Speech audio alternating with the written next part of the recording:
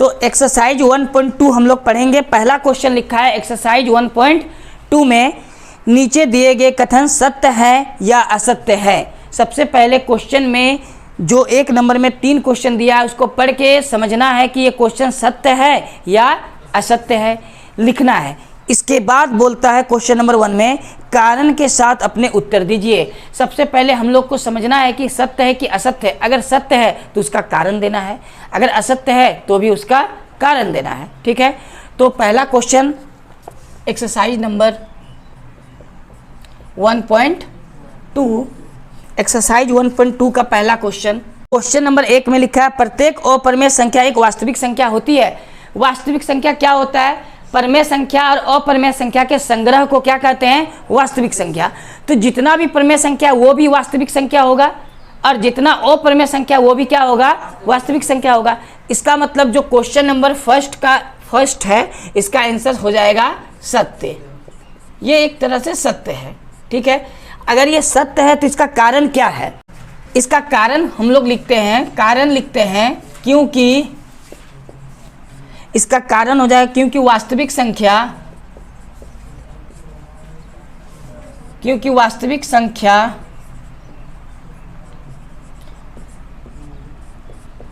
संख्याओं का संग्रह,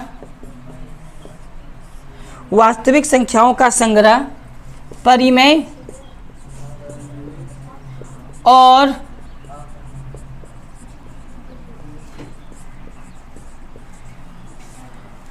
क्योंकि वास्तविक संख्याओं का संग्रह परिमेय और अपरिमेय संख्याओं से बना होता है,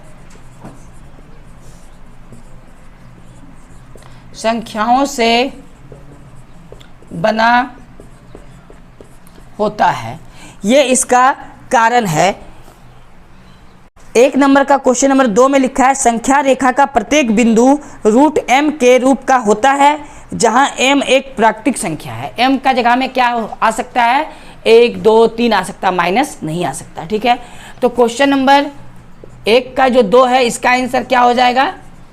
असत्य। अब असत्य तो हुआ लेकिन इसका कारण क्या है? ये असत्य है। अब इसका पीछे का कारण लिखना है क्योंकि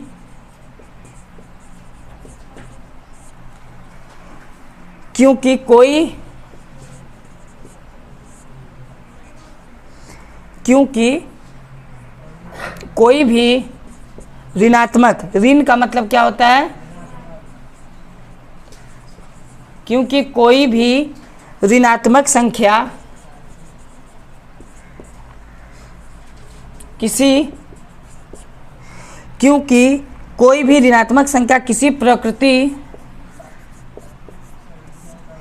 किसी भी प्राकृतिक संख्या का वर्गमूल नहीं हो सकता।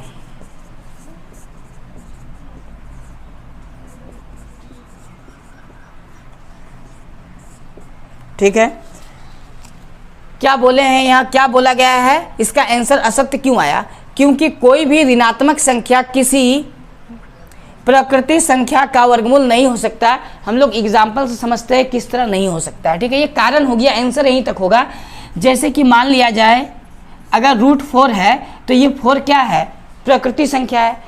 ये 4 क्या है? प्रकृति संख्या है। लेकिन संख्या रेखा पर बोला है रूट m, और m का जगह में हम लोग ले सकते हैं 1, 2, 3, 4 कुछ भी ले सकते हैं। ठीक है, और ये संख्या रेखा पर बोला है तो संख्या रेखा पर तो -4 भी तो आ सकता है, संख्या रेखा पर -4 भी आ सकता है। और जैसा कि माइनस में अगर कोई चीज़ आ जाए तो उसका वर्गमूल नहीं होता है। अगर माइनस में आ जाए तो वो वर्गमूल नहीं होता है, यानी माइनस का वर्गमूल नहीं होगा, 4 का हो जाएगा, माइनस का नहीं होगा। इसीलिए ये हम लोग का क्या हो गया? असत्य हो गया। क्योंकि संख्या रेखा पर हमेशा प्लस आता है, माइनस आता है और क्या आता है? 0 आता है। लेकिन प्राकृतिक संख्या तो माइनस में होता ही नहीं है, तो हम लोग माइनस कैसे ले ले? नहीं ले सकते। और संख्या रेखा पर माइनस होता है लेकिन प्राकृतिक संख्या माइनस नहीं होता है, इसीलिए ये असत्य हुआ। इसका ये कारण था। तो आंसर में ये लिखना नहीं है। ठीक है, आंसर यहीं तक हो जाएगा। अब क्वेश्चन नंबर 3, क्वेश्चन नंबर 3 में लिखा हुआ है, प्रत्येक वास्तविक संख्या एक अपरिमेय संख्या होती है। प्रत्येक वास्तविक संख्या एक अपरिमेय संख्या होती है, क्या होगा? असत्य होगा। असत्य क्यों है? असत्य क्यों है? क्योंकि प्रत्येक वास्तविक संख्या अपरिमेय संख्या होती है, ये होती है, लेकिन साथ साथ में प्रत्येक वास्तविक संख्या अपरिमेय संख्या भी होती है। होता है कि नहीं होता है? तो इसका आंसर हम लोग क्या लिखेंगे? इसका आंसर लिख सकते हैं क्योंकि वास्तविक संख्या अपरिमेय और परिमेय संख्या से मिलकर बनती है, इसीलिए ये क्या हो गया? असत्य हो गया। ठीक है, तो हम लोग कारण उदाहरण से लेते हैं, जैसे कि ये √4 है। ये क्या है? √4। अब √4 का अगर वर्गमूल निकाला जाए तो कितना आ जाएगा? 2। लेकिन ये जो 2 है, ये 2 हमेशा क्या होता है? परिमेय संख्या होता है। 2 क्या होता है? परिमेय संख्या। ठीक है, तो क्वेश्चन में क्या बोला था? क्वेश्चन में बोला हुआ था कि प्रत्येक वास्तविक संख्या एक अपरिमेय संख्या होती है। ये तो वास्तविक संख्या है ना, लेकिन क्या ये क्या ये अपरिमेय संख्या है? नहीं। क्वेश्चन में बोला था प्रत्येक वास्तविक संख्या अपरिमेय संख्या होती है। प्रत्येक वास्तविक संख्या अपरिमेय संख्या नहीं हो सकता है, क्योंकि वास्तविक संख्या में 2 भी तो आता है, और 2 हम लोग का परिमेय संख्या है या अपरिमेय संख्या है? परिमेय है। ये अपरिमेय संख्या तो नहीं हो सकता है ना। ये √3 रहता तो वो अपरिमेय है, लेकिन √4 भी तो हो सकता है, तो √4 क्या आ जाएगा? 2 आ जाएगा। तो इसीलिए ये आंसर क्या आया? असत्य आया। ठीक है, तो इसका कारण में हम लोग लिख सकते हैं √4 बराबर 2 एक परिमेय संख्या है। बस ये इसका कारण हो गया कि ये क्या है? एक तरह का परिमेय संख्या है, इसीलिए आंसर क्या हो जाएगा? असत्य हो जाएगा। ये इसका क्या था? कारण था। क्लियर है यहाँ तक? ठीक है, अब हम लोग क्वेश्चन नंबर 2 को सॉल्व करेंगे। क्वेश्चन नंबर 2 में क्या लिखा है? क्या सभी धनात्मक पूर्णांकों के वर्गमूल अपरिमेय होते हैं? फिर आगे लिखा है यदि नहीं तो एक ऐसी संख्या के वर्गमूल का उदाहरण दीजिए जो एक परिमेय संख्या है। तो इसका आंसर हो जाएगा नहीं। क्या हो जाएगा आंसर? नहीं। और एग्जाम्पल देने के बाद बोला है तो सबसे पहले हम लोग लिखेंगे नहीं, इसके बाद उदाहरण बोला है तो उदाहरण से समझाते हैं। उदाहरण के लिए कोई एक ऐसा नंबर लेते हैं, क्योंकि क्वेश्चन में पूछा था कि क्या सभी धनात्मक पूर्णांकों के वर्गमूल अपरिमेय होते हैं, तो अपरिमेय संख्या वो होता है जिसका वर्गमूल नहीं होता है। ठीक है, और यहाँ साथ ही साथ में पूछा है, बोला है कि सभी धनात्मक पूर्णांक, तो धनात्मक पूर्णांक क्या क्या होता है? 1 2 3 4 5। तो जो √1 होगा वो तो नहीं होगा अपरिमेय संख्या, क्योंकि उसका वर्गमूल 1 आएगा। √2 क्या हो जाएगा? अपरिमेय संख्या। वहाँ तक तो सही है, लेकिन जैसे √3 आएंगे वो भी सही है, लेकिन √4 का मान तो 2 हो जाता है ना।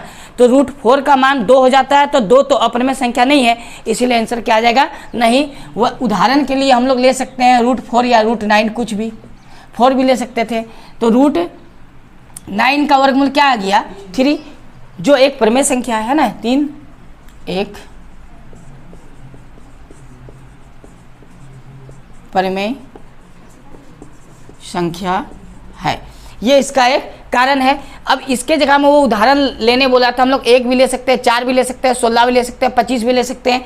ऐसा नंबर लेके दिखाएंगे जिसका वर्गमूल निकल के एक परिमेय संख्या बन जाए।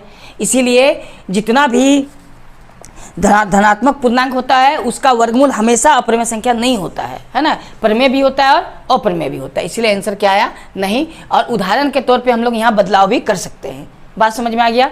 तो हम लोग का ये क्वेश्चन नंबर 2 भी कंप्लीट है। क्वेश्चन नंबर 3 में बोला है दिखाइए कि संख्या रेखा पर √5 को किस प्रकार निरूपित किया जा सकता है। तो क्वेश्चन नंबर 3 में हम लोग नंबर लाइन पर रिप्रेजेंट करेंगे किसको? √5 को, और बहुत ही आसान कंसेप्ट है। तो करना क्या है? सबसे पहले एक नंबर लाइन ले लेना है। ठीक है, तो अपने अपने कॉपी में हम लोग एक सीधा स्ट्रेट लाइन खींचेंगे। इसके बाद कोई भी एक पॉइंट ले लेंगे 0 के साथ। इसके बाद 0 के बाद हम लोग 1-1 सेंटीमीटर या 1-1 यूनिट का डिस्टेंस से 2 सेंटीमीटर तक लेंगे। जैसे कि मान लिया जाए ये 1 यूनिट है, यानी 1 सेंटीमीटर। फिर इतना ही डिस्टेंस का इधर और 1-1 सेंटीमीटर ले लेंगे, तो टोटल 0 से ये कितना हो जाएगा? 2।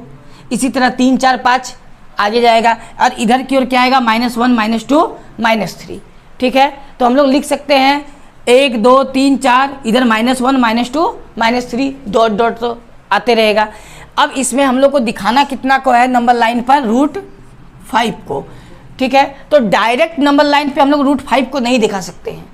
इसके लिए हम लोग को पाइथागोरस थ्योरम का हेल्प लेना होगा, जो पहले हम लोग समझ लेते हैं पाइथागोरस थ्योरम। अगर मान लिया जाए √5 का वैल्यू निकालना हो तो पाइथागोरस थ्योरम के हिसाब से अगर ये समकोण है तो ये डिस्टेंस अगर 2 सेंटीमीटर या बोला जाए 2 यूनिट है और ये वाला 1 यूनिट है तो पाइथागोरस थ्योरम के हिसाब से ये कितना आ जाएगा √5। कितना आ जाता है √5। आया कैसे? मान लिया जाए ये पॉइंट A, ये पॉइंट B और ये पॉइंट C है। तो ए बी का वैल्यू दिया है 2 यूनिट, मतलब हम लोग जब कॉपी में बनाएंगे तो 2 सेंटीमीटर लेंगे नाप का, और ये 1 यूनिट है तो इसका वैल्यू निकालेंगे। अगर मान लिया जाए AC का तो पाइथागोरस थ्योरम का फॉर्मूला के हिसाब से AB का स्क्वायर होगा प्लस BC का स्क्वायर होगा।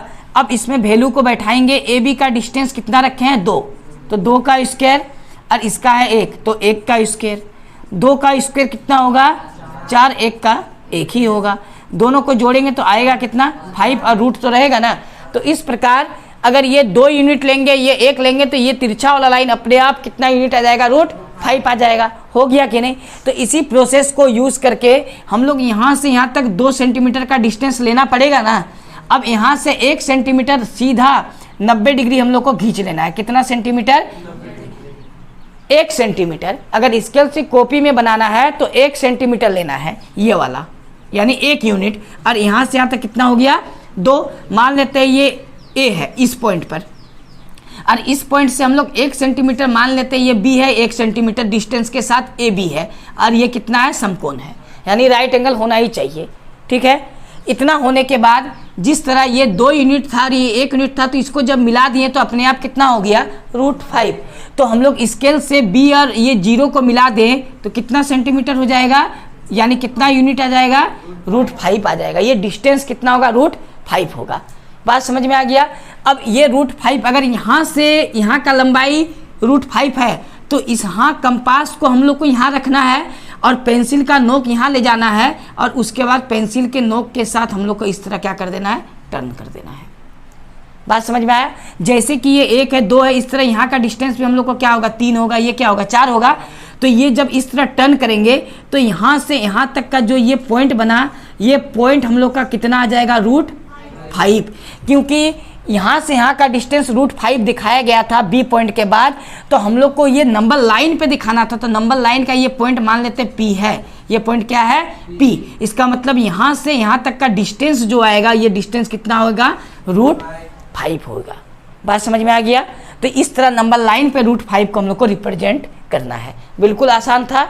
ठीक है, और अपने अपने कॉपी में जिसको बनाना है वो 2 सेंटीमीटर ले लेगा, इधर 1 सेंटीमीटर लेके इसको मिला देगा, कंपास यहाँ रखना है और पेंसिल को लाके इस तरह कट कर देना है। जहाँ कटेगा नंबर लाइन जहाँ कटेगा इसी पॉइंट को हम लोग जानेंगे कितना है √5, मतलब यहाँ √5 का वैल्यू है। क्लियर है यहाँ तक? क्वेश्चन नंबर 3 होने के बाद इस बुक में क्वेश्चन नंबर 4 जो लिखा है ये बनाना नहीं है, हम लोग को सॉल्व नहीं करना। क्या लिखा है पढ़ते हैं एक बार। इसमें लिखा है कक्षा के लिए क्रियाकलाप है। इसका मतलब हम लोग को इसको क्या है, ये एक्टिविटीज़ है, इसको हम लोग को सॉल्व नहीं करना है, ये बनाना है अपने अपने कक्षा में। तो ये हम लोग का एक्सरसाइज जो 1.2 था ये पूरा कंप्लीट हो चुका है 1.2। अब हम लोग इसके बाद कुछ एग्जाम्पल्स हैं, एग्जाम्पल सॉल्व करेंगे और एक नया टॉपिक सॉल्व करेंगे। उसके बाद हम लोग का आ जाएगा एक्सरसाइज 1.3। ठीक है, तो अब हम लोग इतना बनाने के बाद अगले क्लास में इसको सॉल्व करेंगे।